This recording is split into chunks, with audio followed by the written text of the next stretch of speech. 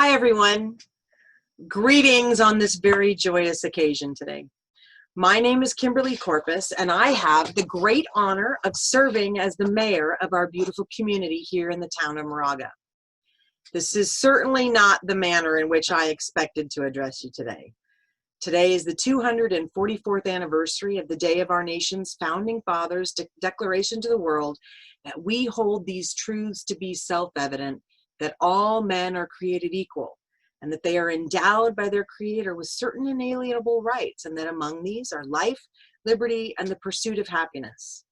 And they also declared that after suffering a long train of abuses and usurpations, which were not just destructive to those core values and ends, but also evidenced a design to reduce the Americans under absolute despotism, and that they had found themselves because of that forced to throw off the British government and dissolve all political bonds with Britain. But even though it wasn't how I originally planned to address you today, as we all do our part to protect our community in this time of uncertainty by sheltering in place, we have had to find new ways to come together to connect, debate, and celebrate. And thus the age of widespread virtual congregation has been born. And so I thank you so much from my deepest heart for participating in our virtual celebration of the birth of a nation that is based upon the ideals of equality before the law, freedom of speech, and freedom from coercion by the state without due process, and ultimately committed to the propagation of individual opportunity and liberty. The founding of this country was truly a glorious accomplishment. And as President Trump noted last night in his address from Mount Rushmore, 1776 and the founding and the signing of the Declaration was a culmination of thousands of years of Western civilization and the triumph of not only spirit, but of wisdom, philosophy, and reason. Indeed, in our founding were found the seeds that eventually led us to the creation of the Constitution of the United States, a document that provides for the protection of every single one of us by establishing structural limitations upon our government that can be used by American citizens to thwart the inevitable march toward totalitarianism that all centralized governments make. And it also protects us by providing in a way that's provided for the creation of the wealthiest nation that has ever been seen on the face of the earth. And it also allowed for the rejection and abolition of slavery, a practice that has plagued mankind since time immemorial. Now, I do not mean to say that the founding of this country solved all of our problems, or that our country is without flaw. As history has shown us, we have plainly fallen short of our espoused ideals. Nonetheless, there is hope. For as the Reverend Martin Luther King Jr. suggested in 1963, the Founding Fathers signed a promissory note in favor of every single American in the future.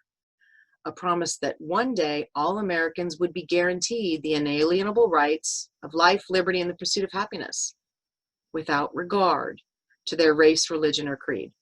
And the truth is that despite all of our failings, we are all inspired, motivated, and driven to stretch and grow because of our founding principles.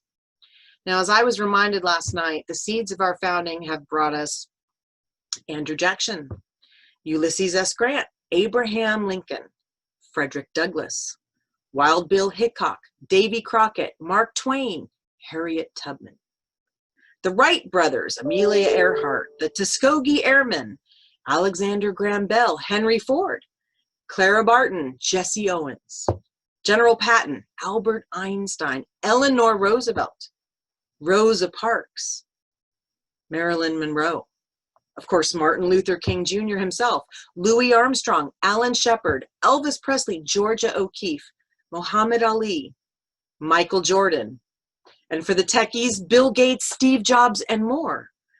So as I was thinking about what I wanted to say to you today, given the civil unrest that we have seen recently in the news, and even in our community, and given the stories that we increasingly hear about the ways in which some or many of us have failed to live up to the core principles upon which this country was founded, I realized that what I really wanted to say most of all was first that I'm thankful to live my life in such bounty as we have created in this country over the past 244 years, and to be doing so in the beautiful community of Moraga. And second, that I am so grateful and proud that we still honor our founding principles as the general standards to which we aspire. You see, Reverend Martin Luther King Jr. made a point, a very good point, when he called upon us to not deny or rip down our American heritage, but instead to fully embrace the founding ideals and then live up to them. And that's because for so long as we still embrace and honor those founding principles, we will necessarily continue to move ever closer to living up to them. And that knowledge fills me with pride for our country and a growing hope for our future.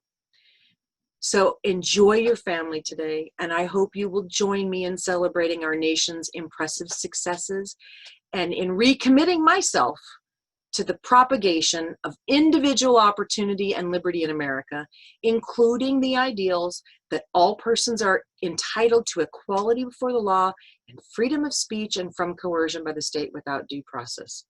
So be well, be safe, be proud, be hopeful. Happy 4th of July, everybody.